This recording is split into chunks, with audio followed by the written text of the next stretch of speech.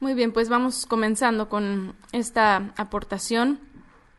Esta noche vamos a conocer un poquito más profundamente la vida de una jovencita que pues seguramente todos ya hemos leído de ella, ya sabemos quién es la sierva de Naamán, conocemos la historia, pero bueno, al menos en mi caso, hay unos detalles que se me hizo muy interesante comprenderlos desde otra perspectiva. Las mujeres de la Biblia, cuando las estudiamos, la verdad es que nos amplían bastante el entendimiento de la escritura, de lo que hasta ahora leemos, y bueno, no solo las mujeres de la Biblia, cuando analizamos la vida de cualquier personaje, lo hemos estado aprendiendo también con los estudios de hombres de la Biblia que ha dado últimamente mi esposo. Cuando analizamos la vida de un personaje y examinamos todo su entorno, todo lo que implicó ciertas situaciones, decisiones y acciones de estas personas, la verdad es de que ampliamos bastante el entendimiento de la escritura. Y en este caso, la sierva de Naamán, esta niña, esta jovencita, no es la excepción.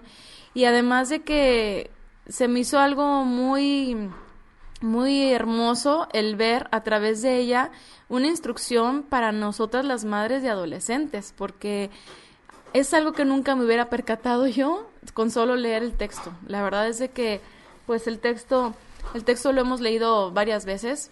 Digo, hemos estudiado a lo mejor la Biblia o simplemente de paso, de corrido, pero tratar de analizar y comprender todo lo que implicó su participación dentro de la historia, como lo conocemos, la verdad es de que nos deja grandes lecciones, sobre todo a nosotras las mamás, obviamente con nuestros niños de cualquier edad, pero en este caso vamos a hablar de una jovencita adolescente.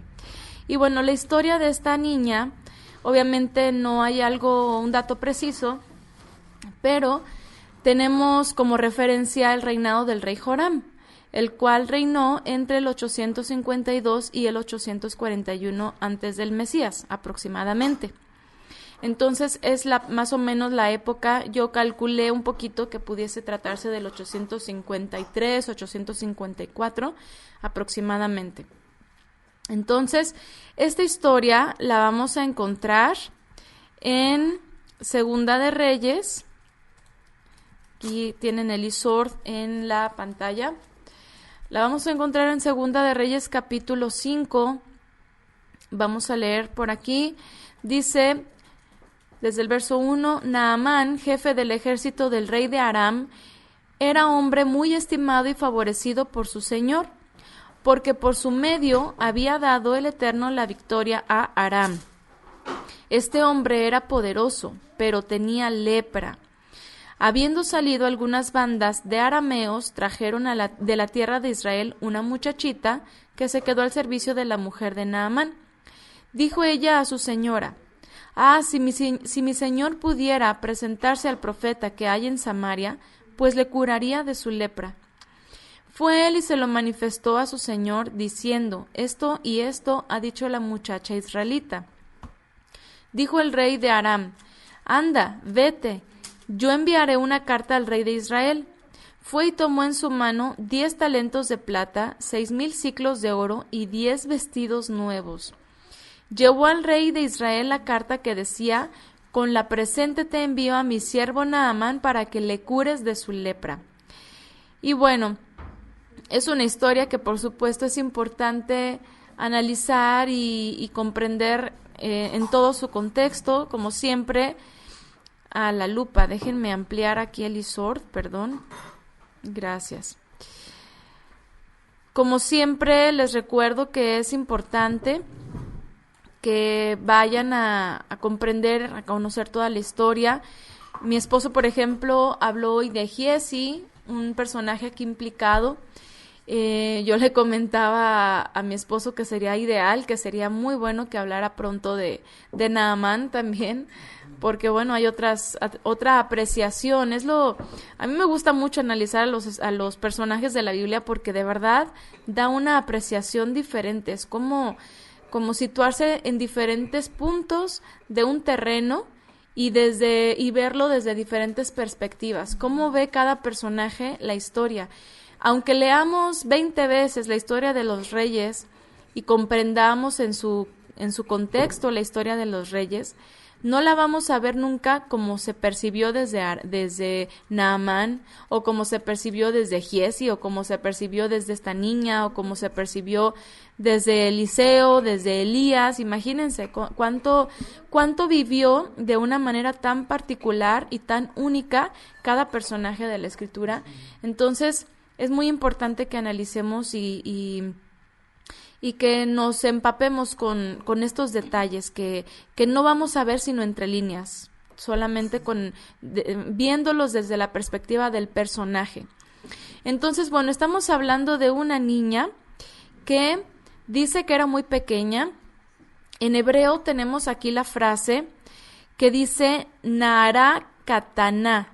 Esa es la frase que expresa las cualidades de esta niña. Una niña pequeña, muy pequeña. No dice nada más una jovencita, no dice nada más una doncella, palabras que se usa en otros textos. Aquí especifica que era una niña y que era pequeña, ¿sí? Y bueno, ¿qué significan estas dos palabras?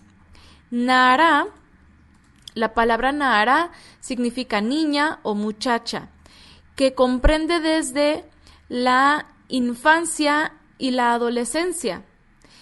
Y se puede traducir como criada, como doncella, como mujer joven, como muchacha o como niña.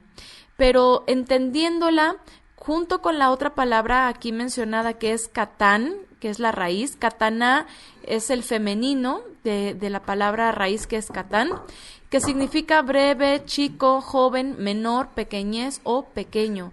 Entonces, cuando hablamos de una Naara Kataná, estamos hablando de una niña entre la infancia y la adolescencia, que sería entre los 10 y los 14 años aproximadamente. O sea, era una niña adolescente. Y esto es un detalle que a mí me impresionó mucho porque cuando vemos las películas, yo no sé cuántos de ustedes han visto con los niños los típicos dibujitos animados de las historias bíblicas, y casi siempre se pone una niña, bueno, los que yo he visto son niñas como de 7, 8 años, o son niñas, por ejemplo, algunas las ponen como de unos 16, 17, hasta 19 años, ¿no? No podríamos a lo mejor con exactitud definir qué edad tenía esta niña, pero definitivamente que era una jovencita que estaba entrando en una etapa en la que se pueden experimentar muchos cambios a nivel físico, a nivel emocional, a nivel psicológico, y lo que vemos en ella es una gran educación, una gran fortaleza en su interior, en su vida, en su personalidad, y definitivamente temor del Eterno. Sabemos que la etapa en la que se estaba desarrollando esta historia, el pueblo de Israel pasaba por etapas de apostasía, por etapas en las que obviamente estaba la idolatría por todo Israel. Y es muy interesante que esta niña haya tenido esa convicción de fe en el Eterno, porque nos está hablando de que pudo haber sido una familia, hablando de ella y sus papás, que sí se estaban apartando del pecado del resto de Israel. Esta familia, esta niña, estaba en Samaria y seguramente pues vivía a las orillas, ¿no? Y fue en donde la tomaron. Hablando de la etapa de esta niña, de su etapa biofisiológica, hablando de sus emociones, hablando de los cambios, ustedes saben que los jóvenes a estas edades pues pasan por muchos, es una etapa que puede ser muy complicada, que puede ser con muchos altibajos, ¿no? Que de pronto, la batería se está agotando, no está conectada. Puede ser una etapa con muchos altibajos emocionales, ¿no? Hay cambios físicos que a veces crean inseguridad en los niños, que a veces crean, por ejemplo, incluso burlas, ¿no? Las niñas, los niños, y empieza un despertar en los niños hacia su personalidad, hacia su sexualidad, o sea, empiezan a ver, es una etapa que si no la manejamos con el temor del Eterno, y si no consagramos a nuestros hijos, verdaderamente puede salirse de control. Yo creo que todas y todos hemos experimentado cuando pasamos por esta etapa, aparte de nuestra persona, a lo mejor, pues vimos, por ejemplo, compañeros, ¿no? Que si de la escuela, que si compañeritos, compañeritas que ya empezaban a tener ciertos comportamientos, pues, propios de la edad, ¿no? Y si nosotras como madres, no guiamos a nuestros hijos de una manera abierta, en la que les hagamos comprender y comprenderse a ellos mismos en todos sus cambios, en esta etapa, si no los acompañamos, pues obviamente ellos van a buscar por su cuenta comprender el mundo que les rodea, ¿no? Incluso, perdón, se toma como la etapa de la rebeldía, ¿no? Ajá. Como decir, es una etapa, déjame ser tú. Sí. Tomándolo como algo normal. Ajá, por ejemplo. Sí, comenta Gaby que se ha tomado como una etapa de rebeldía y que lo ven como algo normal, pero la verdad es de que no precisamente podríamos tomar como normal la rebeldía, sino que más bien lo que podemos tomar como normal es la reacción de un niño que no tiene instrucción, ¿sí? La reacción de un niño o de una niña que no está siendo acompañado, que no está siendo instruido, que no está siendo rodeado de seguridad de sus padres. Y obviamente esa necesidad de comprender lo que está pasando en su cuerpo y lo que está pasando en el mundo, que es una etapa en la que los niños empiezan a percibir de una manera muy diferente su mundo, ¿no? Ya no son los niños chiquitos que te preguntan, oye mamá, ¿por qué esto? La típica pregunta, no mami, ¿cómo vienen los bebés? Y tú así de, no, pues mira, y les empiezas a echar un rollo y te la creen todita y es así como que, ay, mi mamá es perfecta, ¿no? O sea, para ellos, sí, mi mamá sabe todo y es perfecta, o mi papá es mi héroe. No, o sea, es una etapa en la que empiezan a ver la humanidad de los papás, en que empiezan a percibir, ok, creo que mi papá cometió aquí un error, creo que mi mamá se equivocó acá, creo que las cosas no son como me lo habían dicho, y empiezan a razonar por ellos mismos y a tratar de comprender todo lo que está pasando, pero al mismo tiempo todavía no saben cómo canalizar a veces las energías, el ímpetu que tienen por descubrir todo, por saberlo todo, y obviamente necesitan de una instrucción, de una guía. Entonces, imagínense todo esto en la mentalidad de una niña que fue llevada como esclava. O sea, una etapa de por sí complicada, una etapa de por sí difícil de asimilar a lo mejor, que por lo que yo puedo ver aquí, en su caso hubo instrucción, en su caso hubo unos padres que en tiempo y forma estuvieron siempre guiando a su hija desde pequeña, haciéndole entender lo que estaba pasando, obviamente también seguramente explicándole todo lo que estaba ocurriendo a su alrededor en ese momento de la historia, ¿no? Entonces, ¿cómo es que esta niña llega a Siria, este lugar en el que es puesta como esclava? Quiero ponerles aquí un mapa que debería de estar aquí. Ajá. Lo voy a poner aquí tantito. Vamos a quitar el strong, porque para mí pues es importante que lo visualicemos, ¿no? Vemos en el norte de Israel, bueno, aquí no tiene, ven donde dice Damasco, ¿no? Imagínense, desde ahí iba Naamán, ¿sí? Desde ahí hacia Israel, y justamente en esa colindancia entre Israel y esta zona aramea, es en donde se ubicaba o en donde vivía seguramente esta niña. Entonces, imagínense el hecho de haberla raptado, tomado de su tierra, el lugar en donde estaba creciendo, su seguridad, el lugar en donde pues ella se sentía confiada, se sentía tranquila, obviamente aunque implicaba mucho desorden social el que se estaba viviendo en ese tiempo, pero aparentemente era una niña apartada, era una niña que sus padres le estaban dando instrucción, cosa que no vemos, por ejemplo, que sucedía con ciertos reyes, como analizamos en la vida de las madres de reyes malos, ¿verdad? Imagínense qué atrocidades cometieron esos reyes por falta de instrucción.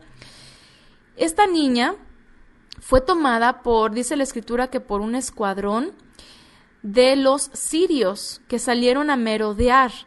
Y eso era algo que hacían muy frecuentemente. Eran grupos de personas que estaban al servicio del ejército, que básicamente eran como rateros, se encargaban de espiar al vecino enemigo y frecuentemente los asaltaban. Si se encontraban algo a su paso, lo tomaban y se apoderaban de él. Era una etapa en la que había mucha rivalidad, ¿no? Entonces, en ese momento, dice aquí la escritura que se acercaron una bandada de arameos o de sirios a las fronteras con Israel, y ahí es en donde se encontraba esta jovencita. Ella seguramente vivía ahí en esa zona, y entonces fue tomada como esclava. No sabemos, la escritura no detalla si fue tomada solamente ella, si fue tomada con sus padres, o incluso si fue algo que se puso muy crítico, que pudiesen haber sido asesinados. Es decir, pudieron haber pasado muchas cosas, ¿no? No hay mucha información. Sin embargo, por lo que podemos ver, así es, eran saqueadores. De hecho, algunas versiones me parece que así lo ponen.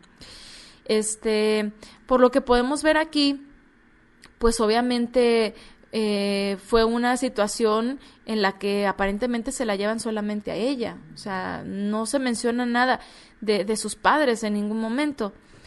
Eran tiempos en donde, como les comenté al principio, estaba gobernando el rey Joram.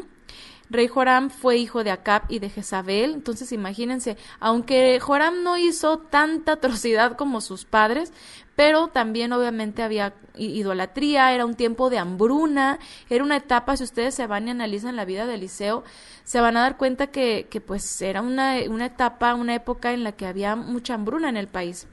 Entonces,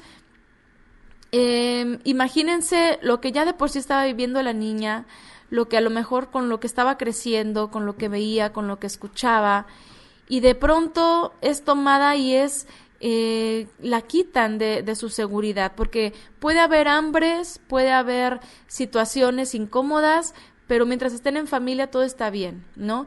Mientras estamos con nuestros hijos decimos, pues no importa, nos seguimos esforzando, a lo mejor no hay lo que quisiéramos, no sé, económicamente, pero estamos todos con salud y estamos bien, y con eso es suficiente, ¿no?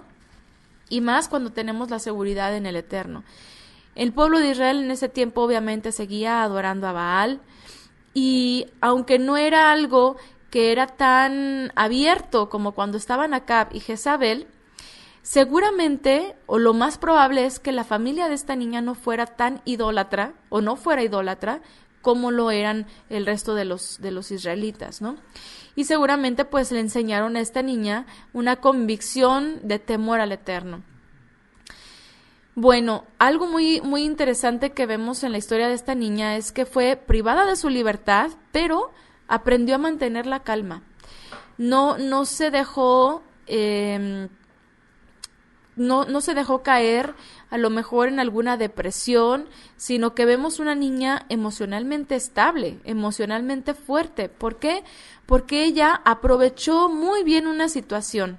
Ella fue muy inteligente. Ella probablemente o seguramente sí quiso hacer un bien a Naamán. Pero yo personalmente no creo que su intervención hacia una conversación privada que tenía Naamán, su esposa, yo no creo que haya sido solamente porque, es que para que el señor Naamán se cure de su lepra y ya. Yo creo que tiene que haber algo más allá, porque todo lo que vino a suceder cuando este hombre, Naamán, le hace caso y escucha la voz de la niña, es muy importante, es muy interesante. Y si no hubiese sido por la intervención de esta jovencita, no hubiera habido un capítulo 5 del libro de los Reyes, ¿no? Entonces, esta niña, la verdad es de que se arriesgó a hacer este comentario. Esta niña era una esclava, o sea, no tenía ningún derecho, ni autoridad, ni permiso, ni nada de hacer ningún comentario, ¿sí? Ni voz ni voto, o sea... Ni le preguntaron. Jamás le preguntaron nada y se metió en algo muy privado. ¿Por qué? Porque la lepra era una enfermedad muy vergonzosa. Muy evidente. Sí, sí, y imagínense, o sea, dice que Naamán era un hombre muy poderoso, era un hombre rico, y tener lepra era algo, era una muestra de oprobio, ¿sí? Entonces, el hecho de que le haya mencionado esta niña algo que aparte le está haciendo una recomendación acerca de algo que en lo que él no cree, o sea, le dice, ve con el profeta, o si fueras con el profeta, es más, no le dice ve, le dice, ay, si fuera con el profeta, o sea, hasta la manera en cómo se lo dijo, ¿no? No fue de, oiga, ¿por qué no va con el profeta Eliseo a ver si lo sana de la lepra? O sea, no, fue así como dando por hecho, si fuera, sería sanado, ¿no? Entonces, a mí se me hizo muy curioso que ella haya tenido sí, como que fue una estrategia, yo también así lo vi, como una sabiduría para aprovechar esta circunstancia. Yo creo que esta niña de alguna manera está observando, imagínense, una niña adolescente, una niña que a lo mejor podríamos pensar insegura de sí misma, propio de la edad, pero no, la verdad es de que vemos mucha cabalidad en ella y ella entonces aprovecha una oportunidad y lo hace de una manera bastante bien planteada, muy oportunamente. Ella les habla de Eliseo y yo creo que esta niña no tenía la seguridad de lo que iba a pasar, no tenía la seguridad de que fueran a escuchar su consejo o no. Y por lo mismo no fue así como, ¿por qué no van con el profeta? Sino que fue una manera muy, como decimos acá en México, no sé si lo comprendan en otros países, que metió hilo para sacar hebra, ¿se dice así el dicho? Sí. Que metes hilo para sacar hebra, creo que sí, así es el dicho, en el que es como que les aventó el anzuelo a ver si lo pescaban, ¿no? Y fue muy, muy inteligente de su parte. Sí, como están comentando aquí en el chat, sí podemos pensar, obviamente, que ella haya tenido amor por su prójimo. De hecho, bueno, lo primero que podemos inferir es de que a pesar de que fue esclava, de que fue tomada y todo lo que ocurrió, pues que ella no guardó rencor en su corazón y todo eso. Sí, podría ser, pero la verdad yo creo que hay algo más allá. O sea, yo creo que hay algo muchísimo más grande que solamente hacerle un bien a una persona que además pues no era del pueblo, y no porque fuera algo a su conveniencia, sino que fuera algo que pudiese marcar la vida de esa persona, no solamente con la sanidad, sino con algo incluso espiritual, porque este hombre parece ser que dejó la idolatría. Entonces, imagínense, obviamente el Eterno estaba detrás de todo, y Él permite que las palabras, la insinuación de esta niña, fuese tomado como una afirmación de vamos a hablar con el profeta, aunque no llegan a buscar directamente a Eliseo, dice que llegaron con el rey. Sin embargo, obviamente, pues el Eterno tenía todo también planeado, también permitiría que esta niña no quedara avergonzada con lo que había planteado, sino que pudiesen llegar con Eliseo y entonces que el Eterno pudiera desencadenarse y desarrollar todo lo que vemos ya en todo el capítulo 5, ¿no? Que ya aprendimos también un poquito más hoy por la mañana. Entonces, el consejo de la niña es atendido y obviamente a mí esto me habla también de que esta niña ya había logrado dar un buen testimonio a sus amos. O sea, como niña, como sierva, como criada, como una jovencita que estaba al servicio de estas personas, no había dado algo que se le reprochara, ¿no? Seguramente ya se había ganado la confianza de sus amos, de estas personas, hacía bien su trabajo, era diligente, era esforzada, imagínense, no solamente tenía que hacerlo porque era esclava, sino que a lo mejor lo hacía con esmero. Entonces, esto pudo haber hecho que su buen testimonio se ganara la confianza de sus amos, para que entonces cuando ella hiciera la insinuación, los amos lo tomaran como algo posible. No fue como que la niña habló y parece que habló sola y nadie le hizo caso. O sea, realmente tomaron muy en cuenta sus palabras. Y seguramente fue por el buen testimonio que ella había dado ya en esa casa, en ese hogar. Y bueno, algo que pudo haber pasado definitivamente es que esta niña haya sido sancionada, haya sido rechazada su comentario, haya sido incluso castigada, pero no pasó así. Ella confió en el Eterno y aprovechó la oportunidad, y no solamente para generarle un bienestar a sus amos, sino que yo creo que también pudo haber sido un beneficio para ella misma, ¿sí?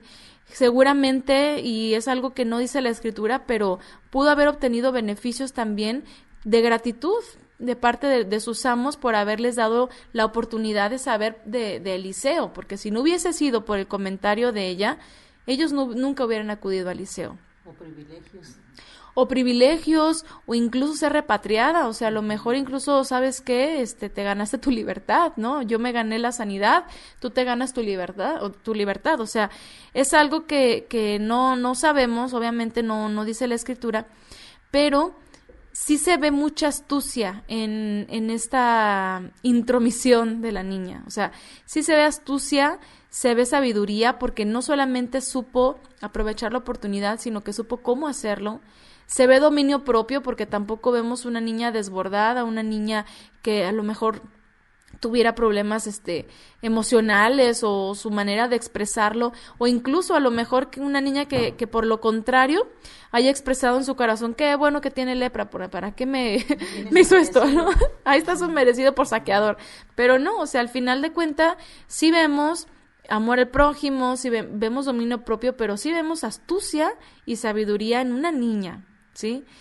Ella había sido tomada cautiva, o sea, era una situación que no era fácil de asimilar. Ahorita, a lo mejor nosotros, en nuestro contexto, no lo alcanzamos a comprender o a percibir en su totalidad, pero imagínense, o sea, una persona, un ser querido que es tomado y que no lo vuelves a ver, y que no sabes qué le pasó, y que no sabes cómo fue que la tomaron, no sabes si la maltrataron, no sabes qué ocurrió, y que esta niña tampoco no sabemos qué fue, cómo ella lo percibió, y aún así haberle dado este beneficio a Naamán, no solamente pues tiene que ver con un beneficio hacia él, sino que seguramente también el Eterno la favoreció a ella a través de esta situación. ¿Por qué? Porque gracias al testimonio de esta niña, no solamente Naamán fue sanado, sino que también no fue idólatra. Comprendió quién era el poderoso de Israel del que se le estaba hablando. Comprendió el poder del Eterno, que era el que obraba en Eliseo, o el que obró a través de algo tan simple como irse a meter a un río todo feo, ¿no? O sea, un río que no llamaba nada, un río que él mismo dijo, ¿verdad? Son mejores los que tenemos nosotros, o sea, así como que, bueno, ¿y este río qué, no? Y sí, realmente, visiblemente, a lo mejor, pues, no era así como que el río más, hermoso y maravilloso, pero la verdad es de que también el Eterno estaba usando toda esta situación para humillar a Naamán, para hacerlo, darse cuenta de que su altivez estaba llegando tal vez muy lejos, y probablemente pues no era un hombre tan duro de corazón, ¿no? Porque rápidamente, a pesar de que el orgullo le estaba resistiendo, decide hacer caso gracias al consejo que le dan, y va y termina siendo sano. Pero también vemos que no solamente fue sano de su cuerpo, sino también fue sano de su corazón. Y eso gracias al testimonio de una niña pequeña, en una edad vulnerable, sola, lejos de su tierra, tiempos de apostasía, lejos de su familia, y vemos gran fortaleza en ella, vemos dominio propio en ella. Y seguramente el Eterno entonces la recompensó. No había amargura, no había resentimiento. Exactamente, no vemos amargura ni resentimiento. Ahora, es muy interesante porque, bueno, eso ya lo platicó mi esposo en la mañana sobre Giesi, pero vemos que esta niña no solamente fue el medio de sanidad de un hombre, también, paradójicamente, fue medio de la enfermedad de otro, ¿sí? O sea, si Naamán no hubiera ido a Samaria a consultar a Eliseo, pues a lo mejor Giesi hubiera seguido con su vida como hasta ese momento, siendo hipócrita, ¿no? Sí, por ahí, por ejemplo, comentaba mi esposo en la mañana, o sea, quién era Giesi, qué estaba haciendo con Eliseo, qué se estaba preparando para servir, pues al final de cuentas, en algún momento el Eterno tenía que permitir que alguna circunstancia develara verdaderamente el corazón de Giesi. Y esta niña fue el medio, o sea, no solamente fue el medio de sanidad de un hombre, también fue el medio para destapar verdaderamente la cara de otro hombre, ¿no? Y para anunciar a otra nación, o para llevar al Todopoderoso, que fuera conocido en otra nación. Exactamente, porque Naamán, regresando a su tierra, obviamente tuvo que haber hablado del Eterno, tuvo que haber dado testimonio. Imagínense, ya el simple hecho de verlo ya es un testimonio. Oye, ¿qué te pasó? Porque de entrada, pues no sabemos si Naamán fue contagiado en los lugares a donde iban y saqueaban y peleaban y todo, o el Eterno envió la enfermedad, como lo ha hecho en otras ocasiones, ¿no? Pero al final todo estuvo bien orquestado por el Eterno. Él permitió que las cosas sucedieran tal cual. Entonces, esta niña, con su buen testimonio hacia Naamán y hacia la familia de este hombre, fue un acto maravilloso ante el Eterno, porque imagínense una niña tan pequeña ser capaz de comportarse de una manera digna de alguien del pueblo hebreo que verdaderamente teme al Eterno. No se comportó como una niña idólatra, no se comportó como una niña malcriada, no se comportó como una niña sin educación, o sea, realmente vemos que había en ella una verdadera educación de parte de sus padres, ¿sí? Entonces, a mí esto me llamó mucho la atención porque a mí me habló con respecto a nosotros como padres, ¿no?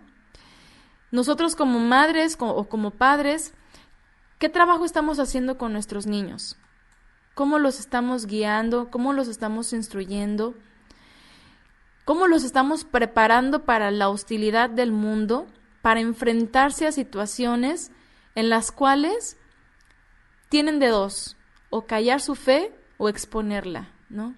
¿Y de qué manera lo van a hacer? Porque también no pueden simplemente llegar y gritar a los cuatro vientos, ¿verdad? Tienen que ser sabios y muchas veces es prudente alejarse de las personas que no conocen del Eterno y apartarse, pero otras veces a lo mejor el Eterno nos permite andar en medio de las naciones, en medio de las personas, de la gente que no tienen temor del Eterno, y no tenemos que asimilarnos a ellos, no tenemos que contaminarnos con ellos.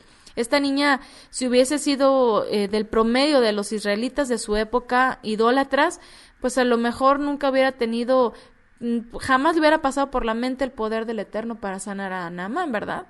Al contrario, le hubiera dicho, pues ve, invoca a Baal, a lo mejor él te sana o algo, ¿no? Pero pues no, o sea, realmente ella es una niña que verdaderamente tenía la confianza y la seguridad de quién era el poderoso del Eterno, de Israel, que era el Eterno.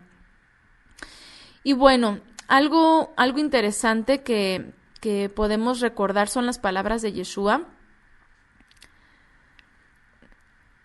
Aquí ponen, Giesi tacha, sierva de Naamán, palomita. Entonces, algunas palabras que podemos recordar de Yeshua con respecto a esta situación las encontramos en Lucas capítulo 4. Vamos a leer desde el verso 25.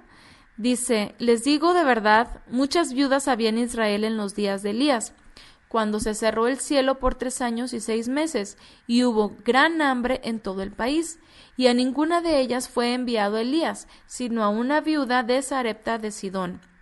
Y muchos leprosos había en Israel en tiempos del profeta Eliseo, y ninguno de ellos fue purificado, sino Naamán el sirio.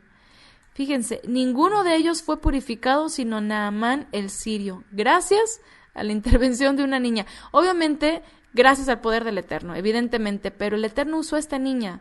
El Eterno dispuso en los padres de esta niña una educación, una crianza basada en el temor del Eterno.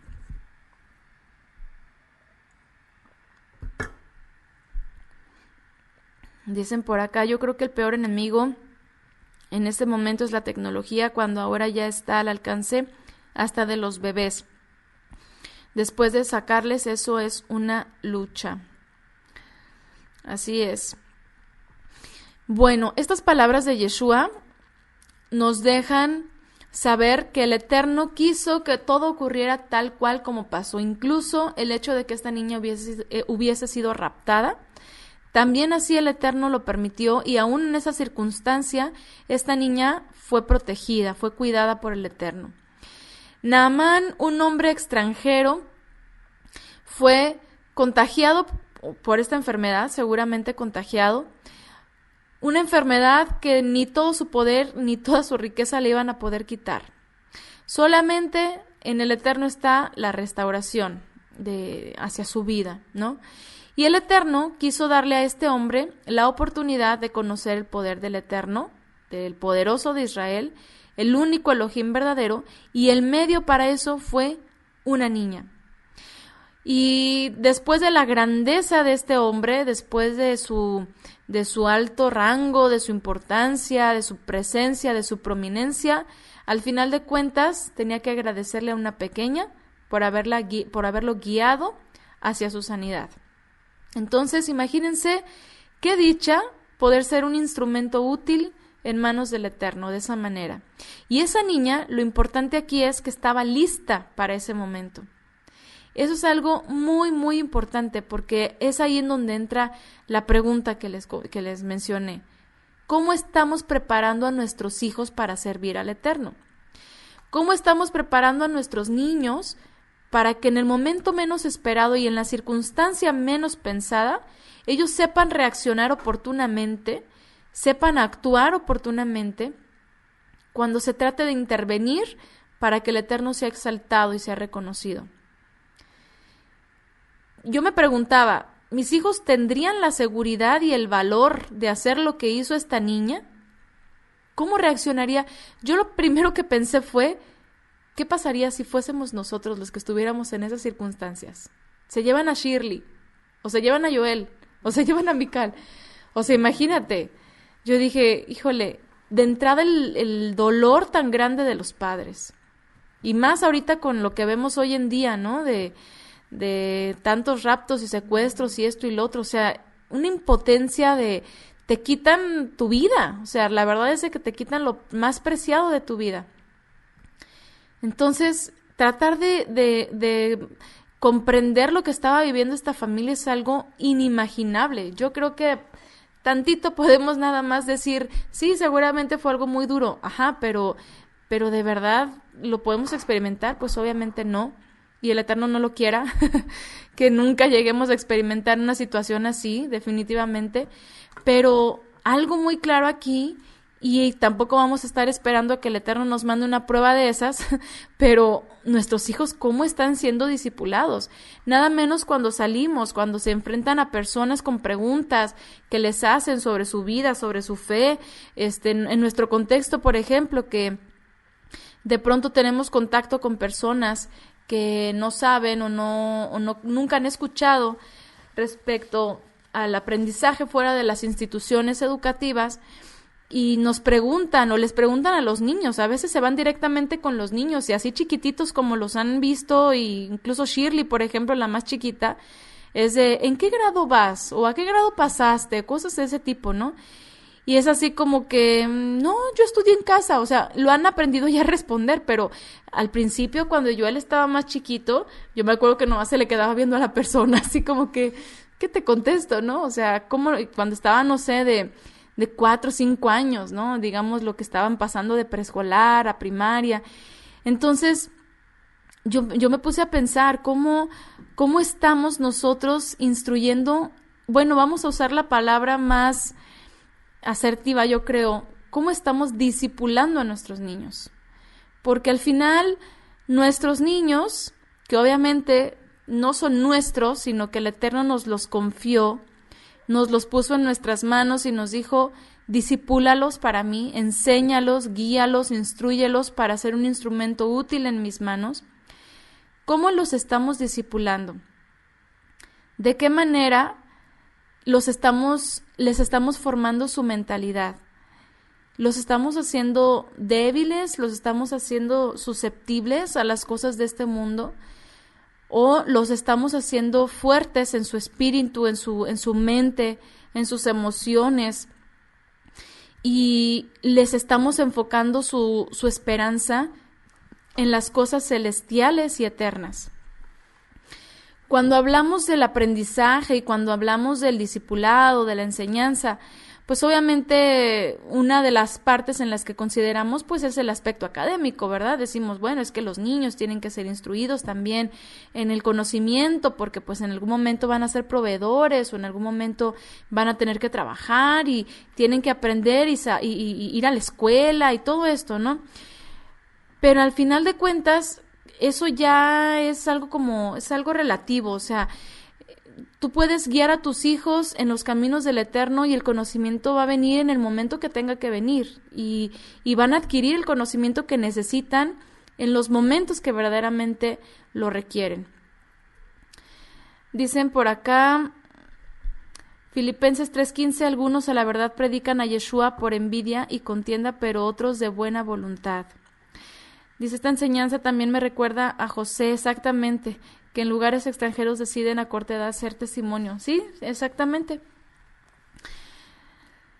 Ok, dice, y sabemos que a los que aman al Eterno todas las cosas les ayudan a bien. Ok, aquí Lina dice que ellos hicieron educación en casa. Muy bien, dice por acá, al final un día estarán lejos de nosotros y ahí deben de ser luz. Exactamente, en algún momento van a tener que prescindir de del soporte que les estamos dando ahorita, y de hecho la idea precisamente es esa, ¿no? Que llegue un momento en el que incluso el día, es más, aunque todavía estén viviendo en nuestras casas, pero que nosotros no seamos imprescindibles para ellos, que no todo el tiempo nos necesiten al 100%, sino que sean capaces de por ellos mismos tomar decisiones acertadas, de tomar decisiones que verdaderamente tengan propósitos celestiales y propósitos eternos, y no que tengamos que andar arreándolos y, ay, hijito, pero es que, oye es Shabbat, mira, no hagas esas cosas hoy en Shabbat, oye, pues, no andes en tus caminos, o sea, no sé, es un ejemplo, ¿no? Pero en general, oye, no te juntes con esas personas, oye, no vayas a estos lugares, o sea, imagínense cuántas cosas a veces como padres quieren librar a los hijos, y los hijos por la necedad, pues, simplemente toman decisiones que al final hasta ellos mismos muchas veces lamentan, ¿verdad? Entonces, ¿qué es lo más importante de la educación que les estamos dando a nuestros hijos? No nos vayamos con esa finta de que es que la escuela, o sea, tú estudia y es tu único objetivo en la vida, estudia, porque solamente así vas a lograr hacer algo y solamente así. Y no, o sea, realmente eso viene, aparte el conocimiento académico, pues en su momento se van adquiriendo todo lo que se necesita, pero la instrucción en la eternidad tenemos el tiempo medido, porque nuestros hijos están creciendo y cada vez va a ser más difícil moldear sus mentes y sus corazones. Por eso el proverbio, ¿verdad?, que dice desde niños, instrúyelo desde pequeño, instruye al pequeño en sus caminos, ¿no?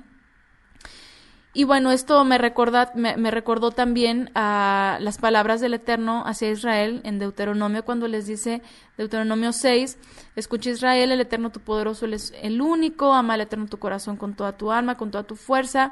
¿Y qué les dice en el verso 7? Se las repetirás a tus hijos, las hablarás de ellas tanto si estás en casa como si vas de viaje, así acostado como levantado. Es una responsabilidad trascendental el guiar y educar a nuestros hijos para formarles como fieles servidores del Eterno.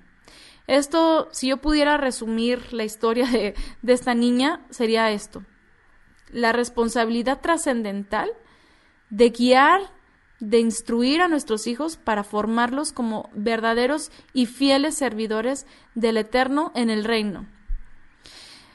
No nos importa el mundo que nos rodea, la opresión o la presión externa que el sistema quiere ejercer sobre nosotros. Realmente sí implica un esfuerzo a lo mejor mucho mayor de nuestra parte, pero podemos formar en ellos una mente como la del Mesías. Ese debe ser nuestro propósito. Y obviamente vemos en esta niña que esa era la educación que se le estaba dando en casa. Hasta ese momento, ¿cuántos años les gusta? 10, 12 años, 13, 14 años. Hasta ese momento, la educación que le estaban dando en su casa fue exitosa.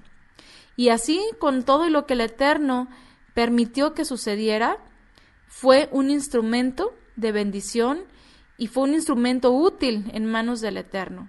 Y eso a mí, como mamá, me exhorta muchísimo.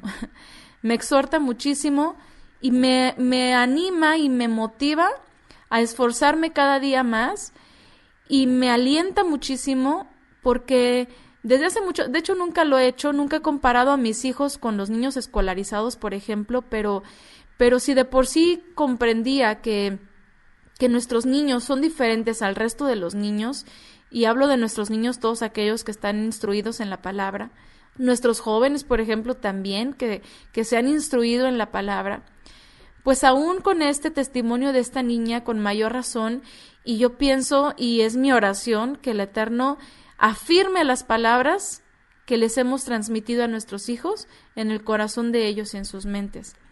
Que las afirme, que verdaderamente siempre estén presentes las instrucciones que les estamos dando, que siempre les hemos dado, porque en el momento menos esperado y en la circunstancia menos pensada, tendrán que ser luz, tendrán que brillar con su propia luz, porque a lo mejor pueden decir, bueno, pero pues es que le enseña de la Biblia, o bueno, pues es que eso es lo que le enseñan, pero es que tienen que hacerlo con convicción propia, y tienen que tener su propia luz, o sea, tiene que ser el Eterno en ellos, y no como, siempre me acuerdo de las palabras de Salomón, por ejemplo, cuando de pronto se refería al Elohim de mi padre David, hasta que llegó un momento en el que comprendió quién era el Eterno, el Todopoderoso, y dijo, mi poderoso.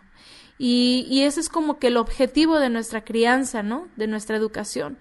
Que nuestros hijos no digan, el Elohim de mis padres, que digan, mi poderoso es el que me ha guiado, mi poderoso es el que me instruye, y mi poderoso es el que me ha capacitado, porque al final, pues nosotros como padres, nuestra función en algún momento va a dejar de ser, y tenemos nuestras etapas también, y quiere el Eterno que lo que cosechemos sean buenos frutos. Y no los vamos a cosechar para nuestro propio beneficio, sino simplemente para podernos gratificar y decir, qué grato me es en mi corazón, qué dicha siento, qué dicha tengo en mis hijos, de verlos firmes en la instrucción y de verlos siendo luz. Bien, vamos a leer más comentarios por acá. Eso me digo, si un día no estoy, tendrá clara la palabra. Es importante enseñar siempre a los niños en la instrucción del Eterno. Así es. Dice, siento que con Lorena hice un buen trabajo, ahora vamos con Ian. Así, y ahora Lorena tiene que transmitir a su pequeño también, ¿verdad? Dicen por acá, por otro lado, tener ejemplos de padres como los de Sansón versus como los padres de esta niña, exactamente. Y eso cómo nos exhorta a nosotros como padres, ¿no? ¿Con quién queremos que nos comparen? Con los padres de Sansón y que digan, y estos que no le pusieron empeño, que no se esforzaron, que no le fueron de estorbo a sus hijos, que los dejaron, que casi era el niño emperador, como este síndrome que hoy en día es muy famoso, ¿no? Que dicen, es que son los niños los que mandan, o sea, el niño hace berrinche y ahí está el papá, ándale, pues mijito, toma para que no me dejes en ridículo, ¿no? Pero al final es el niño el que gobierna. Y no, o sea, tenemos que nosotros como padres, pues mantenernos firmes en la autoridad que el Eterno nos ha delegado. Dice, gracias al Padre mis chiquitos están siendo bien instruidos por sus papis. No dejar de hablarles de la palabra. Es un gran mensaje primero para nosotros como padres, sí, así es. También Isaac, Jacob, hermana, decían el Elohim de mis padres y luego hizo al Eterno su Elohim, exactamente. Entonces, pues vean que detrás de esta historia no solamente hay un buen corazón de una niña que quiso hacerle bien a su prójimo, hay algo más allá que nosotros tenemos que considerar y que nos tiene que exhortar para saber guiar a nuestros hijos en cada una de sus etapas, porque aunque sean etapas difíciles, que si la adolescencia, que si siempre van a haber etapas difíciles, siempre vamos a tener altibajos, siempre vamos a necesitar del consejo y nunca vamos a terminar de perfeccionarnos. O sea, nuestro crecimiento como hijos sigue constantemente. Pero obviamente va a llegar un momento en el que ya no dependemos completamente de lo que nuestros padres nos vayan diciendo, sino lo que el Eterno a través de su palabra nos está instruyendo. Así es. Y bueno, también por acá están haciendo comentarios. Dice, en estos momentos estoy muy triste y angustiada por mi hijo porque no quiere nada del Eterno y cómo me arrepiento por no haberlo instruido en su palabra. Pensé que llevándolo a la iglesia era todo. Y bueno, ahí es algo que obviamente tanto nos exhorta mucho a unas a no hacer la vida de fe una vida religiosa, como también pues nos permite ver que como lo hemos estado mencionando ahorita, al final de cuentas, el Eterno llama a cada uno de una manera personal. Y nosotros incluso hay casos, y lo ha hablado mi esposo también, creo que hoy en la mañana lo comentó, o no recuerdo si ayer, pero pues hemos analizado que hay casos de personajes que hicieron lo correcto ante el Eterno y sus hijos fueron un desastre. O sea, tenemos a Samuel, tenemos a varios, a Elí, ¿verdad? El ministro, o sea, hay varios ejemplos en que, puede haber padres muy esforzados, pero al final de cuentas son los hijos los que tienen que tomar sus propias determinaciones. Y el Eterno creó a Adán y Java, y aunque el propósito era que ellos siempre anduvieran dentro de la obediencia al Eterno, pero pues también tenían la capacidad de optar por no, ¿verdad? Y decidir por experimentar, al final de cuentas, el pecado, ¿no? Y lo decidieron, y lo hicieron, y al final nosotros también, como decía Ernesto, tenemos los dos montes enfrente, ¿verdad? El de la bendición y el de la maldición. Elijan. Y es lo que nosotros tenemos que decirles a nuestros hijos, incluso si ya están en una etapa avanzada en la que a lo mejor ya crecieron y a lo mejor no los instruimos en el caso de las hermanas que comentan que sus hijos no están ahorita como pues dentro de los caminos de la fe, que quizás por el cristianismo, quizás porque tienen poco ellas aprendiendo y ni siquiera cristianismo, a lo mejor no han aprendido nada antes de la Biblia, por ejemplo. Obviamente pues ellos van a tener su propio tiempo, y con el hecho de ser de testimonio, con el hecho de dar el testimonio adecuado, con el hecho de demostrarles nuestra fe, con el hecho de comportarnos correctamente, obviamente todo basado en la palabra del Eterno, eso ya va a ser algo que puede llegar a marcar la vida de sus hijos que no conocen o que no quieren aceptar la instrucción. Y va a llegar una etapa, porque va a llegar, en la que el Eterno indudablemente les va a tener que llamar. O sea, les va a llamar y les va a decir, decídete, ¿no? Aunque no hayan sido instruidos desde niños, porque yo sé que muchas tienen este pesar en su corazón de que no conocían de la palabra y sus hijos crecieron con cierta educación, cierta crianza, y es algo que a muchas familias viven. Pero al final de cuentas, nosotros como padres tenemos que seguir siendo ese ejemplo que pueda un día llegar a marcar tanto sus vidas, que el día en que se encuentren en una situación en la que no tengan a dónde más recurrir, vengan a nosotros y nosotros los llevemos al Padre, ¿no? Esa sería la respuesta. Pero ver como sus consejeros, así sí, que la verdad aunque te duela. Que se acerquen exactamente y que escuchen el consejo. Muy bien, pues muchísimas gracias a todos por sus comentarios. Nos vamos a despedir de este estudio por esta ocasión.